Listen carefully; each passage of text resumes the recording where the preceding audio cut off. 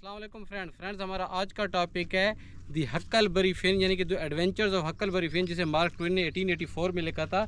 ये buildings Roman novel कैसे है। वैसे तो एडवेंचर्स ऑफ हक्कलबरी फिन की जो समरी है और कैरेक्टर लिस्ट उसके लिंक डिस्क्रिप्शन में मौजूद है। आज हम आपको सिर्फ यही बताएंगे कि ये बिल्डिंग्स रूमन नावल कैसे है। बिल्डिंग्स रोमन जर्मैनिक वर्ड है। बिल्डिंग का मतलब डिवेल्प, फॉर्मेशन, और रोमन का मतलब नावल, कि वो नावल जिसमें डेवलपमेंट हो उस करेक्टर की साइकोलॉजिकल, फिज़िकल और उसके साथ साथ उसकी एथिकल वैल्यूज़ जो है बेटर होती जाएं। तो इसमें हमें नज़र आता है हक जो अनसिविलाइज्ड पर्सन है, एक तो मिस वाटसन उसको किसी तरीके से सिविलाइज करने की कोशिश करती है। उसके बाद जब वो एस्केप करता है अपने वालिद की कैद से, तो वो जैक्सन आइलैंड में जाता है। हालांकि पहले जो है वो ये समझ रहा होता है कि जो है क्या नाम है, जिम, जो मिस वाटसन का ग़ुलाम है, वो जो है उससे इन्फीरियर है, क्योंकि साउथ की उस वक्त जो है ना यही कंडीशन होती है। साउथ में बिल्कुल भी ग़ुलामों को, स्लेव्स को अहमियत नहीं दी जाती। लेकिन जैसे ही वो जैक्सन आइलैंड पे जाता है और फिर उसके साथ सफ़र करता है तो पता लगता है कि ये काइंड हार्टेड और बहुत अच्छा इंसान है। दोस्तों, इसी तरह की एक कश्ती होती है जिस पे वो जिम जाता है। राफ्ट होती है बेसिकली, वो जो किसी दरख्त को काट के बनाई जाती है घूमने फिरने और उड़ने के लिए। तो दोस्तों, अब इसकी डेवलपमेंट की अगर हम बात करें तो डेवलपमेंट तो होती रहेगी। दोस्तों, हम कश्ती से इसलिए निकल आए हैं क्योंकि ये मूव कर जाएगी। तो अब हम डेवलपमेंट की बात कर रहे थे करेक्टर की। तो इसका जो करेक्टर है ये इस तरह डेवलप होता है कि जब ये जैक्सन आइलैंड के दौरान गुडनेस और बैडनेस का किस तरह पता चलता है। रास्ते में ड्यूक और ड्यूफिन इनको मिलते हैं और वो झूठ बोलते हैं, तो उसको अंदाज़ा हो जाता है कि लोग किस हाल में किस तरह झूठ बोलते हैं, और फिर वो जो है जिम को बेच देते हैं। हालांकि ये उनकी जान बचाता है, यानी कि जिम और हक उनकी जान बचाते हैं और वो उनको बेच देते हैं। इससे उसे अच्छाई और बुराई का पता चलता है, किसको, हक को। इसके अलावा अगर आप देखें तो हक जो है वहाँ जाके रिजिड जो हैं एटीट्यूड्स हैं किसी भी सोसाइटी के, उसके मुतालिक पता लगता है। गैंगर सन्स और शेपर्ड सन्स के दरमियान जो ब्लड शेड होता है, क्योंकि जो गैंगर सन है इनकी लड़की निकल के चली जाती है इनके साथ, शेपर्ड सन्स के साथ। तो इस हवाले से जब वो देखते हैं मसाइल, तो इसको हक को लगता है कि रिजिड इंसान को बिल्कुल भी नहीं होना चाहिए। इंसान को जो है बिल्कुल पोलाइट होना चाहिए। रिजिडनेस से गुडनेस नहीं मिलती, हमेशा जो है इसके नताइज बहुत गलत होते हैं। उसके बाद अगर आप देखें, जब वो टॉम बीमार हो जाता है तो वो टॉम को जो है सेवा भी करता है जो है हक।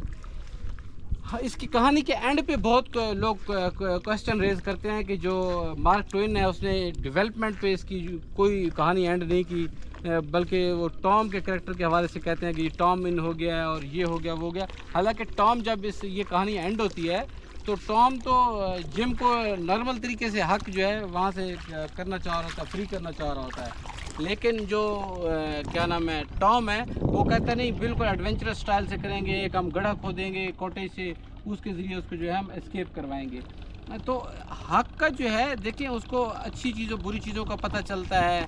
वो अपनी पेमेंट किसी को नहीं देता, अपनी पेमेंट छुपा के रखता है, जज थैचर के पास चला जाता है। उसके अलावा जो है इनकी जान बचाता है ड्यूक और ड्यूफिन की, जो डूब रहे होते हैं। इसके अलावा जब वो हालांकि उन फिलिप्स फैमिली के साथ जब वो रह रहा होता है हक, तो उसको अच्छा खाना मिल रहा होता है, अच्छी रहाइश मिल रही होती है। लेकिन जब वो उसके स्लेव के साथ घूमने फिरने निकलता है तो देखता है जिम सोया पड़ा है। तो बजाय इसके कि वो अच्छी रहाइश को प्रेफर करता, वो प्रेफर करता है कि जिम को लाजमी अपने साथ ले जाए, क्योंकि जिम ने उसका बहुत साथ दिया था। और वो ये भी इस सारी जर्नी में इरादा करता है कि जिस तरह आप ये देख रहे हैं दरिया सिंध की झील, यहाँ भी जर्नी है एक, तो आप इस जर्नी में देख सकते हैं। इसी तरह जर्नी में उसने ये भी जो है अंदाज़ा लगाया है कि इंसान को इंसान के काम आना चाहिए।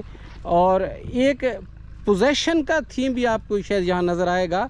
जब वो जैक्सन आइलैंड पे होता है तो कहता है ये जैक्सन आइलैंड अब सिर्फ मेरा है, यहाँ मेरे अलावा कोई भी नहीं रहेगा। तो ये सारी चीज़ें चल रही हैं।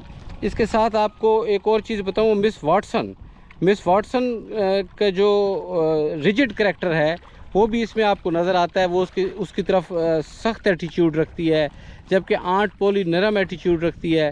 तो ये सारी चीज़ें जो हैं उसकी करेक्टर की डेवलपमेंट में एक बहुत अहम किरदार अदा करती हैं। आपको यहाँ भी नज़र आएगा, उसको रियलाइज़ होता है जब उसका बाप पॉप फिन आता है, कहता है तुम्हारी फैमिली में कोई नहीं पढ़ा, मैं नहीं पढ़ा, तुम्हारी माँ नहीं पढ़ी, तुम्हारा दादा नहीं पढ़ा, तो तुम कौन होते हो पढ़ने वाले।